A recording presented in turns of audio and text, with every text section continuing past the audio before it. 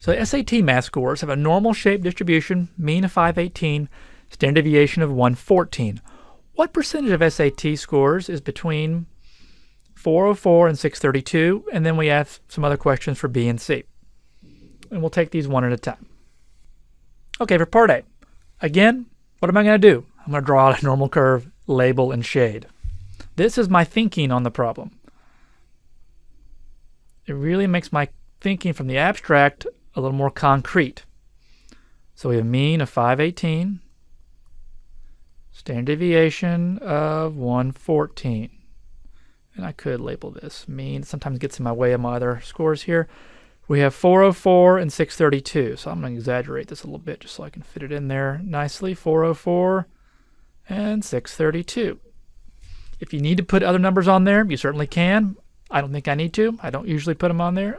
I'm going to go ahead and shade right here. So notice this was within one standard deviation of the mean, right? So 518 plus 114 is 632. 518 minus 114 is 404. So no calculations needed. I know this is 68%. Fall within one standard deviation of the mean. Now, for this first one, I'll show you. That's from the previous example. I'll clear that out. Second vars, number 2.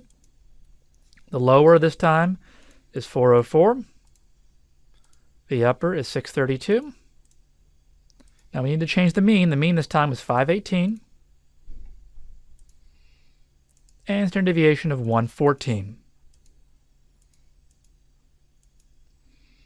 68%. Okay, what do we notice on part B?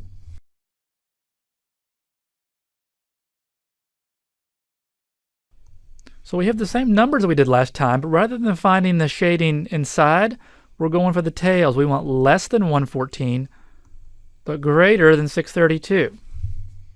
Again, we need to notice something, right? So what did we find in here? We know that this is 68%. Well, we know the area under the hole, the percentage of the hole, is 100%. This is 68% of that 100%. So what do I have left in the tails?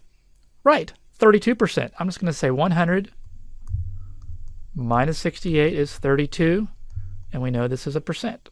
So we have 32% that are less than 404 and greater than that. If it just asked for one of them, if it just said what's less than 404, I'd take that divided by 2, because each one of these here is about 16%. Now we could use the calculator on this one. I need to do it as 2 separate problems though. So I need to find norm CDF of just this first one, and then we'll do it again on the second one and add them up. So I'm going to go second vars, number 2. Lower, this case, it's going to be, I make it negative infinity. You could put 0 here for this one. I'm going to say negative infinity.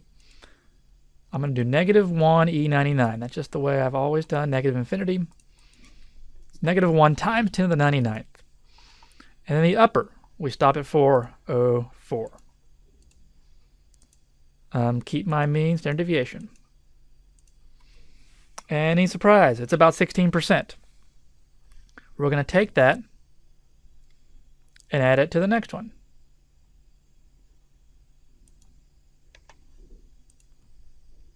This time I'm going from 632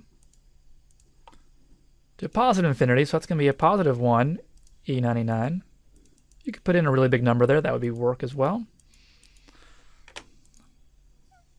Any surprise there? We get exactly the same value because of the symmetry that's going to occur.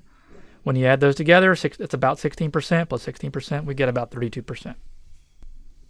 Okay, same setup, but this time we're asked what percentage of SAT scores is greater than 746? Again, we're going to draw a picture. Now, if you've been doing these on your paper, you don't have to draw it 3 separate times. You can probably just keep it all in the same picture. I'm having to redraw it.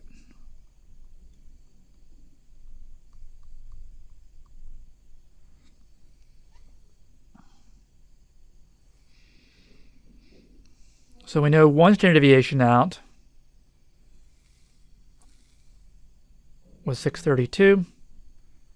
And then we're going to go, if I add one more, That is 746.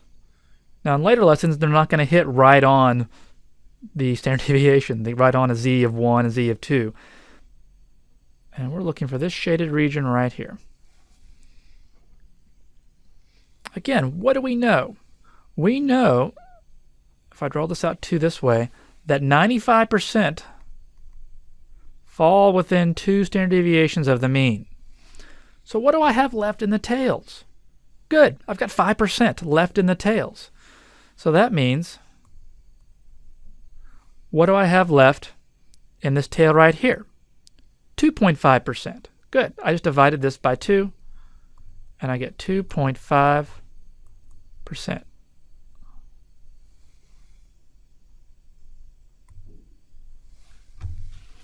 Let's check this with the calculator. So normal CDF. I'm going from 746 to infinity. Everything else is the same. But it is close enough for our sort of general rule of thumb.